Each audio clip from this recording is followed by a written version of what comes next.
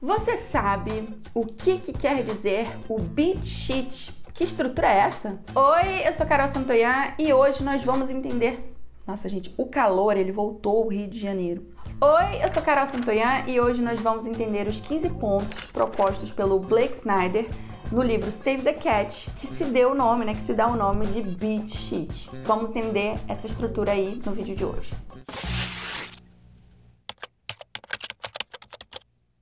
Então, gente, vamos fazer algo diferente hoje num vídeo de quinta-feira. E eu vou tentar explicar por que eu considero esse vídeo importante e qual é a minha relação com o beat sheet, né? Eu gosto muito de usar realmente os 3 atos: incidente incitante, plot point, midpoint, etc. Só que aí, várias coisas que a gente vem conversando aqui, né?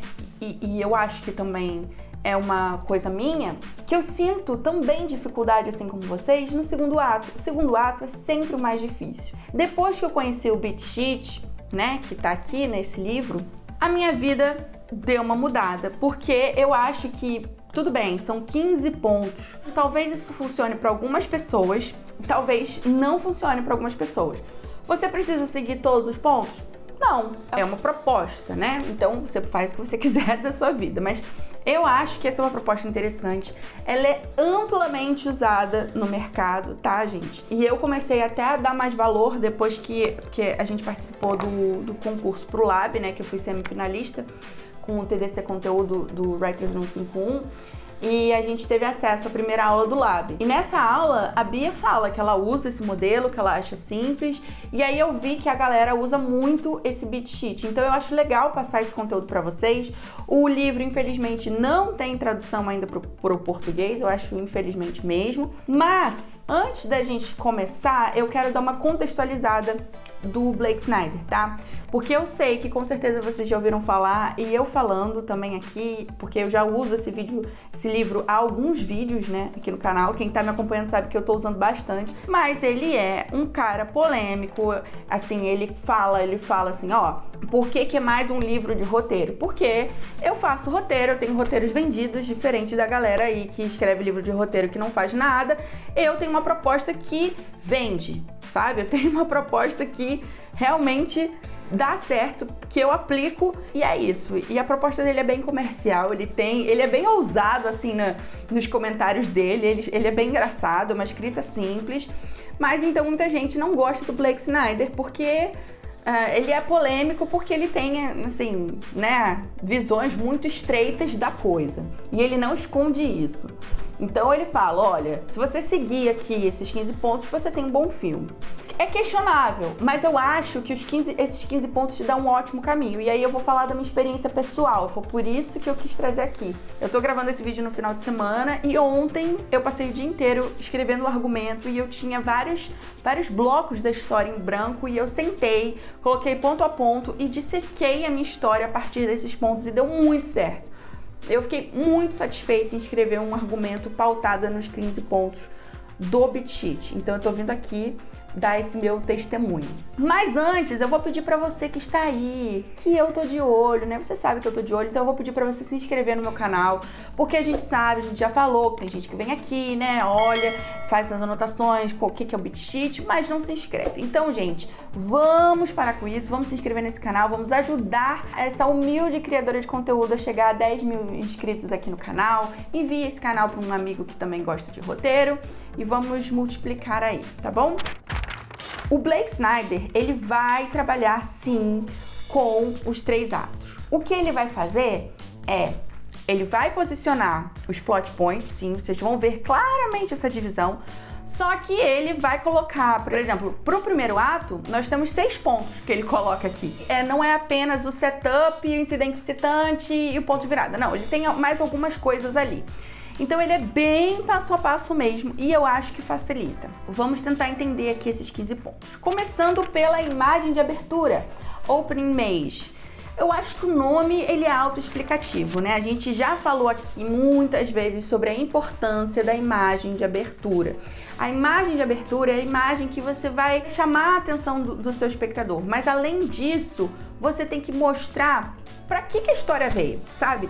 Que história é essa? Por exemplo, a gente falou recentemente, semana passada mesmo, sobre Que Horas Ela Volta. Aquela primeira cena, que é a Val com a criança e a piscina, definem para mim o filme. Então, o filme é aquilo. Uma outra imagem que a gente também já falou aqui no canal é sobre Gone Girl. Inclusive, tem uma coisa legal aqui, porque o Blake Snyder, ele fala que existem rimas nessa proposta de estrutura. Então, a imagem final, ela vai ter uma rima com a imagem final, que a gente vai mostrar a transformação da personagem. Então, em Gone Girl, a gente tem exatamente quase a mesma imagem também, né? Aquela imagem de abertura dele falando que queria entender a mente da mulher dele, o que se passa na mente da mulher dele, né? Então, pra mim, ali já foi colocado o tom, já foi colocado o clima do filme, já foi colocado o estilo, o escopo do filme, tá ali, né? Os personagens.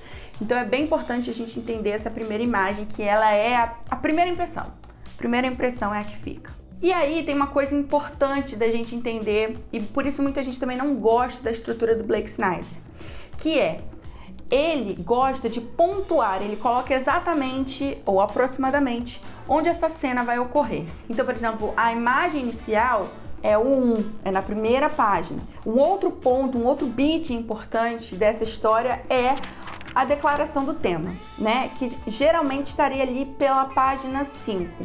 O que é essa declaração do tema? Como nós já falamos até no vídeo de segunda-feira, a temática do filme é muito importante, porque todo filme tem alguma coisa, é sobre alguma coisa. Você está em um universo específico, numa temática específica. Você pode até ter subtemas, não tem problema, mas tem um temão lá. Alguém vai falar pro protagonista, segundo o Snyder, alguém vai falar pro protagonista esse tema. E no momento que ele falar, não vai parecer tão relevante. No final, a gente vai entender por que aquilo que ele falou era importante, né? Por que aquela mensagem é importante. Então, pode ser que esse tema saia da boca, por exemplo, de um mentor. Então, a gente tem que entender. E ele pode vir bem, assim, subliminarmente, sabe? Por exemplo, em Corra, que é um filme que eu gosto muito da estrutura, nós temos o Chris, o protagonista, tá lá dirigindo o carro, ou não, é a namorada dele que tá dirigindo, ele tá lá e tudo mais,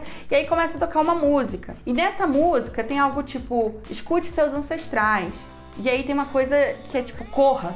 Alguma coisa ruim vai acontecer, corra. É o tema do filme, né? É sobre isso que é o filme, é o que vai acontecer. Então ali a gente entende que o alarme tá dado, você não tá ouvindo, mas isso vai ser importante em um outro momento. E aí o Blake Snyder vai falar que da página 1, né, que tem essa imagem de abertura, até a página 10 é o nosso momento de setup. Ele não está falando nada de novo, porque isso todos os teóricos falam, né? Vocês vão ver que, conforme vocês vão aprendendo estrutura, muitos teóricos só mudam o nome, ou mantêm, como no caso do Blake Snyder. Então, a gente consegue fazer correlações, né? Então, o setup é o setup e você vai apresentar o mundo comum do personagem, se a gente for pensar na jornada do herói. E aí, nós temos o quarto ponto, que é catálise, né? Que é uma cena catalisador, que ele chama de catálise, que tá ali na página 12, segundo o Blake Snyder, tá, gente? Isso aí pode até mudar na sua escrita. Você pode adaptar, tudo você pode adaptar. Mas assim, seguindo aqui o beat sheet, ele estaria ali na página 12. E o que é essa cena catalisadora? Nada mais é do que um incidente incitante, se você for pensar, por exemplo, no Maqui. Nós temos aqui no canal um vídeo só sobre incidente incitante, que é esse evento no roteiro, né? Esse evento que é a primeira coisa que acontece assim na sua história, que vai dar uma movimentada. Aí a gente sente, agora começou o negócio. Ainda não entramos no segundo ato, mas começou alguma coisa aqui. A gente já tem um esboço da história. A gente não entrou no mundo, nesse outro universo, nesse outro mundo que vai se passar ali no segundo ato. A gente não fez a viagem para a Terra Desconhecida, entre aspas, aqui usando essa metáfora, mas a gente já entendeu, a história começou. O quinto ponto é o debate, né? É o debate, que acontece ali entre as páginas 12 e 25, segundo o Blake Snyder. O que é isso, gente? Pensando na jornada do herói, por exemplo, você pode pensar no incidente incitante como um chamado à aventura. Quando o protagonista entende que ele está entrando num outro lugar, ele fica assim, será que eu vou? Será que eu não vou? É aquele momento de reflexão do personagem sobre o que ele vai fazer. Pode ser também um momento de, tipo, recusa ao chamado, sabe? Ele para e pensa, tá, o que está acontecendo? Ele tenta assimilar o que vai acontecer com ele. Então, o debate é basicamente esse ponto entre o incidente excitante e o sexto ponto que a gente vai entrar agora, que é o break into two. Muito difícil falar isso. Mas que é quando você quebra para o segundo ato, né? É a quebra para o segundo ato. E esse é o famoso ponto de virada, primeiro ponto de virada da história. Por exemplo, no Bebê de Rosemary, o plot point, o primeiro plot point, né, o break into two, é quando a Rosemary tá lá jantando com os Cassavetes. Ela aceitou de fato e ela agora já fez amizade com ele, começou a amizade com eles. E aí o negócio vai descambar para um outro lado, né? Então, por exemplo, o Corra é quando ele vai para casa daquela família, né? Então ele foi para casa daquela família, ele percebe que tem alguma coisa estranha e aí nós até analisamos essa cena aqui. Aí ele vê que a família é estranha beça, né? Que aquela família ali tem alguma parada errada e ele já tá dentro daquilo. E aí as coisas vão se desenrolar a partir disso, né? Então, essa é a entrada, esse é o ponto de virada que você dá para você ir para para iniciar a jornada, digamos assim. E aí, uma coisa interessante que o Blake Snyder faz, como ele é super clássico, ele é super comercial, ele fala do protagonista que é ativo, né? Ele vai falar da importância do protagonista ativo. Então, pro Blake Snyder, é uma ação do protagonista, é uma atitude, é uma ação dele mesmo, ele não sofre, ele faz a ação que o leva para o segundo ato, ele decide algo que o leva para o segundo ato. Quando que seria essa quebra do segundo ato? Na página 25. Lá na página 30, já entrando no segundo ato, nós começaremos com a B-Story, né? Que não precisa ser necessariamente uma love story, como costuma ser sempre. Ele fala assim, geralmente a B-Story é uma love story, ou seja, é um romance, alguém novo que chega, que conhece e tudo mais, mas não precisa. Vocês podem ver até lá no site do Blake Snyder, ele tem vários filmes pontuados, feitos, o beat sheet, ele faz análise de vários filmes lá no site dele. E você pode ver que alguns nem tem a B-Story, porque pode ser que o filme nem tenha isso, pode ser deixado de lado, mas é interessante, por quê? Porque uma coisa que ele vai falar é que a B-Story, a história B, né, a trama é a outra trama, é uma trama B que começa, que pode ser com um novo personagem chegando, alguma coisa ali. Ela vai dar um refresh na história, ela vai deixar a gente mais interessante, assim, a gente vai conhecer novos ares, né? Então a gente vai dar uma respirada, assim, da história A para começar uma história B. Então isso é bem interessante. Como eu falei, costuma ser uma love story, uma história de romance, mas não precisa. Pode ser, sei lá, a pessoa conhece uma outra pessoa, um amigo, pode ser qualquer coisa, sabe? Assim, não precisa ser necessariamente uma love story. É legal a gente pensar também que essa história B, essa trama B, ela pode carregar também o tema do filme. Pode ser que essa trama B seja uma variação dessa temática do filme, sabe? Pode ser um outro comentário, talvez, ali sobre o tema. Então isso é interessante a gente prestar atenção. E aí a gente entra no ponto 8, que é um ponto que eu adoro, que eu já até falei sobre ele aqui. Quando eu falo sobre o midpoint de Garota Exemplar, eu falo sobre esse ponto que é o ponto do Fun and Games, que é o ponto de jogos e diversão, né? De estar compreendido ali nas páginas de 30 a 55. E ele é aquele momento do segundo ato que você geralmente assiste o filme por aquele momento. Você quer ver aquilo. É o momento que você tá se divertindo, tá leve, você tá conhecendo o mundo. Então, Harry Potter começa a conhecer o mundo. Então, a gente entende as regras de Hogwarts. Ou Meninas Malvadas, a gente vê a Regina sendo trollada lá pela Katie e os amigos dela, então eles fazem aquele plano para se vingar da Regina, né? E aquilo ali é muito divertido, a gente vai passando por isso. Só que não tem como a gente fazer uma história toda de Fun and Games, por mais que a gente assista ao filme, né, pra gente assistir esse momento, a gente quer ver a história, então tem que ter complicação, tem que ter outras coisas. Então, geralmente, esse é um momento mais divertido, não sempre divertido do tipo, comédia, engraçado, não. Mas geralmente o que a gente quer ver tá ali, que o Snyder vai chamar de que é a promessa da premissa. Então, tá indo tudo bem até que nós vamos para o 9º ponto, que é esse ponto que eu amo. Quem acompanha esse canal sabe que eu adoro falar do midpoint. No midpoint é esse momento que as coisas começam a ficar mais sérias. Então a gente geralmente tem uma grande mudança ali no meio do filme.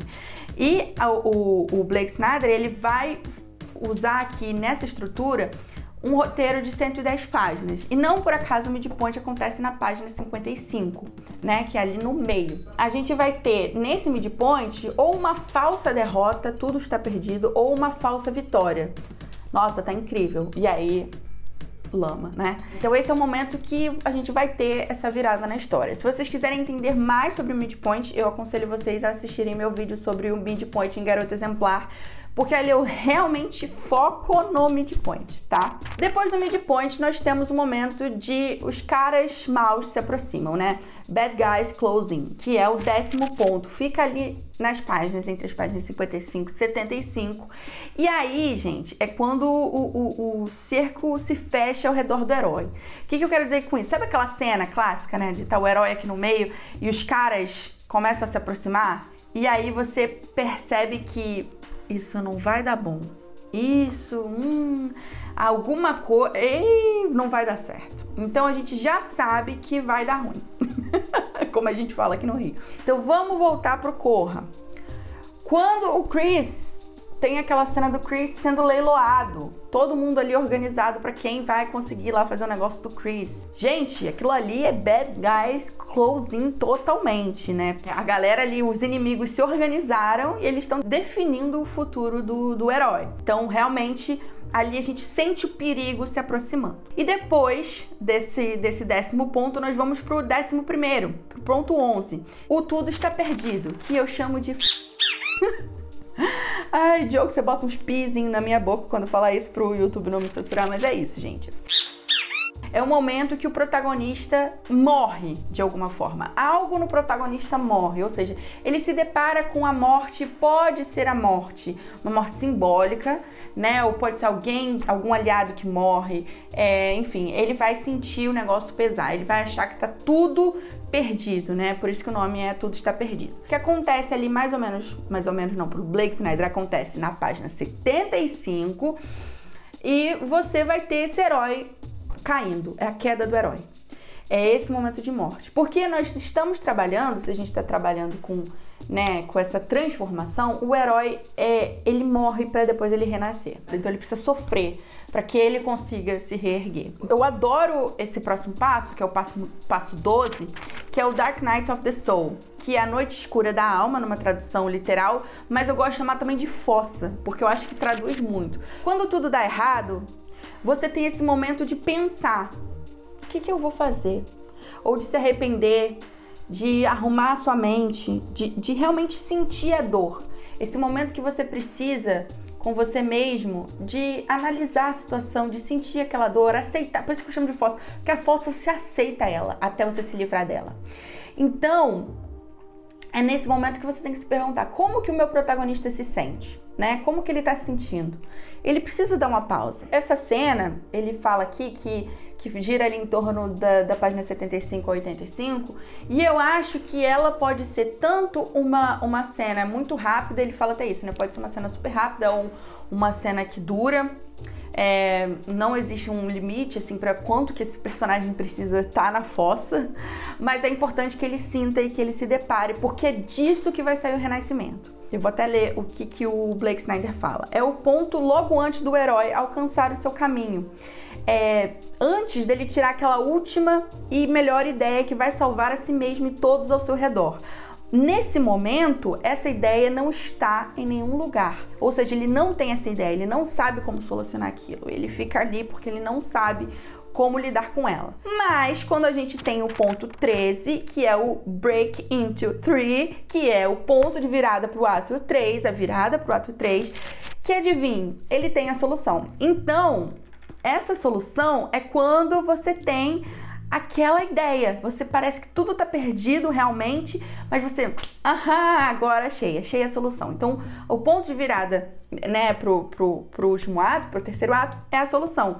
Voltando pro Corra, a gente tem essa mania do Chris de ficar ali nervoso, ele aperta o sofá e tudo mais, até que ele percebe que ao ele ir lá, ficar mexendo, né, os dedos, coçando quando ele tá nervoso, ele tira um algodãozinho que tinha ali no sofá, de tanto que ele tá nervoso, e ele descobre que aquilo pode tapar o ouvido dele, pra ele não ser, né, hipnotizado.